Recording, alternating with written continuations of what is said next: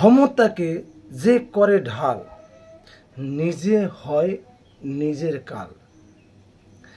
তা এমন একটা গল্প বলবো। আমাদের এখানে হঠাৎ করে কলা বাগানে কলার মোচা চুরি হয়ে যাচ্ছে। তারপরে খোঁজ খোঁজ খোঁজ, কে চুরি করছে ধরা পড়ে গেল যে চোর বলছে আমি এর লোক। তাহলে ভাবো দেশটা কোথায় গেছে। তা কলা চাষিরা রাগ হয়ে সেই এলাকায় আর কলা বিক্রি করতে যাচ্ছে না, যেন ওর সঙ্গে তো পারবো না, তাহলে আর এই এলাকায় কলা বিক্রি করবো না। একদিন বলছে, সেই যার দোহাই দিচ্ছে সে বলছে, কী ব্যাপার আমাদের এখানে কলা আসছে না? খোঁজ খোঁজ, কী হলো, কলা চাষিরা কলা নিয়ে আসছে না।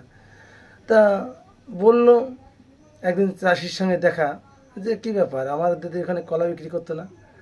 বলছে, কি বলবো দাদা, ভয়ই বলবো না, বলবো তোমাদের এখানে কলা বিক্রি করবো না, কারণ আজকে আমার কলা চাষি, আমার এলাকার সমস্ত মোচা চুরি হয়ে যাচ্ছে, সে দোহাই দিচ্ছে সে নাকি আপনার লোক।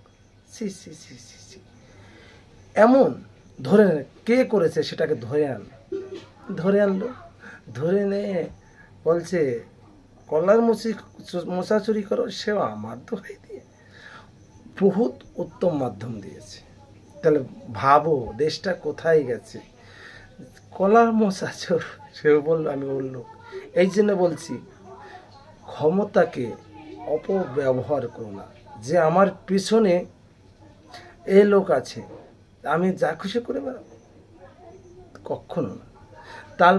তালপাতা সিপাই দেখছো, কখনো লাতি ঘুষি চর অনেক কিছু, মানে যারা অনেকে দেখেছো, অনেক এখন দেখো না, মানে যে ঘোরায় সে যেরকম ঘোরাবে সেরকমই ঘুরবে। তাই সেরকম তুমি তালপাতার সিপাহী হতে যেও না, নিজে বোধ বুদ্ধি রাখো, আর ক্ষমতাকে কখনো অপব্যবহার করো না।